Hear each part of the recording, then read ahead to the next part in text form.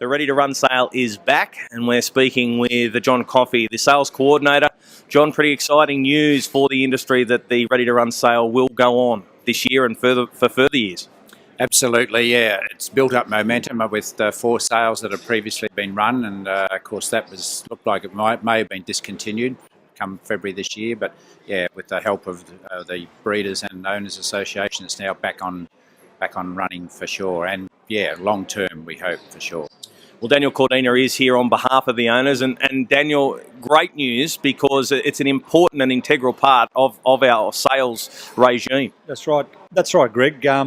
When we heard that the sale was going to be discontinued at our committee meeting, we decided to put it to the industry with the help of John and Karen as part of the Breeders Association. We tried to bandy together and we formed a company. And we had I think it was our first meeting yesterday, and which was nutted out a few options and things like that. So all in all, it's looking good for the future. Karen, it's vital that the breeders were part of this too, because they're an important part of the industry, and without their help, this company doesn't form with the owners, and therefore the sales lost. Yeah, that's right. The company that we've formed is called New South Wales Standardbred Sales. And we'll be conducting the Ready to Run sale. We've officially changed it from the trialling sale to the Ready to Run sale this year. There's 4 directors, 2 from the owners, 2 from the breeders that have formed the company. Yes. What about the profits from the sales? What's the plans with those? Yeah, all profits will go back into the industry, whether it's through to the welfare of rehoming the horses, or might be bonus prize money for the races. So we'll just work that out after we work out what we've profited at the end of the year. John, December 6th, it's going to be a big day, and similar to what we've seen in the past, looking for around that 50 lot mark. Yeah, that's right. It was a comfortable number. It worked out good last year. We started the trialling at 8:30 on Sunday morning, and it finished about 12:30, then got on with the sale. So it's a good number, and you know you need enough buyers there to accommodate those 50 horses, so you probably don't want a lot more, and you couldn't do it a lot more on the one day anyway. So 50 is the ideal number, I think. Yeah. What about the support from some of the big people in the past who have been great supporters of the sale?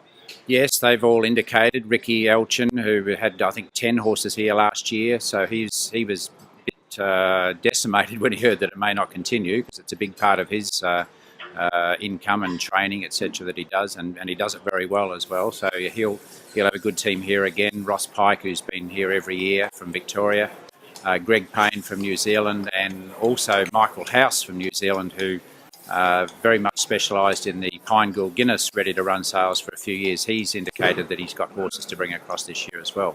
There is some talk too about the possibility of including unraced 3-year-olds this time around. Yes, if we have enough 2-year-olds, well, we'll just go with those. But I think it'd be good to open up to the sale to some of those bigger horses that you just can't get up and run as 2, but they can get up and run by the time they're 3. So if they haven't already raced, if they're unnamed and unqualified but ready to go, yeah, we'll look at including some of those as well. Daniel, the owners association, a number of your members are big supporters and have been purchasers in the past. Yes, we have. We've had a good group of owners that's come along and have purchased through the run-up sale, and they've had quite good success. Just one in, for instance, is Robbie Morris with Mr. Brightside. Over the past. So hopefully. Horses of that calibre can go through the sales again next year or this year, and hopefully we can get the right stock out there. So for everyone to purchase. Karen, and it gives the breeders another option too. If they've got a horse that might not be ready for the yearling sales, it gives them another option to sell their horse. Yes, certainly. We believe that this is a great way to sell horses for the breeders at 2-year-olds. So we were really keen to keep it going. Now, John, what about sponsorship? Sales like this can't go ahead without support of sponsors.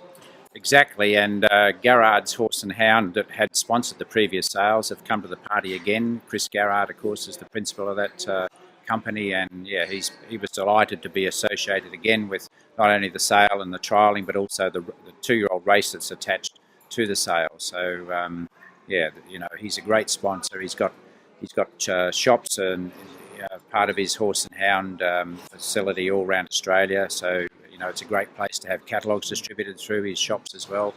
And he's just a great sponsor of harness racing. But we're looking for some other sponsors as well. I think we may have a couple in mind already. So to help with minor sponsorships, but certainly Garrard's Horse and Hound will be the main sponsors of the sale. Yeah. What about some of the good performers from last year's sale? And we're only talking a few months ago here. We've already mentioned Mr. Brightside from a couple of years ago, but Perfectly Written was the very nice filly that went through from Ross Pike and ran that sensational final quarter. Well, she's already doing nice things on the racetrack. She is. That was a good result because she was super impressive on that day, as anyone who saw her, the way she covered the ground. And she's had 3 starts for 2 wins. I think she came out first up and won in 55 in a piece here at Menangle, then won a heat of the Pink Bonnet. So she's done exceptionally well. Cleaned Out was another horse that Greg Prain brought over from New Zealand that won first up at Goulburn just last Monday for Kerry Ann and Robbie. And there's been a couple of other winners as well. Redbank Harry is another one that Paul Carlefeld brought here, a Courage Under Fire horse. He's already won. And Mr. Tom Dooley. And there's been another half a dozen that have been out there and placed. So it's a good result already from as you said, it was only last December, not all that long ago. So what happens now? Are we looking? Should people now get in contact with the new company if they're looking at having a horse go through this sale? Yeah, definitely. We'll be, apart from this interview that hopefully will get well exposed on Trots TV, but we'll get some press releases out there. So yes, anyone who's listening or watching, definitely contact myself, because it's definitely going to be up and running in December again. And we'll be calling for entries in June, probably shut them off in late July or thereabouts. So it's certainly, we're definitely looking for entries at this moment. All right, John, thank you to you, Daniel, and also to you, Karen. Very exciting times for the industry, and it's something that needed to be done.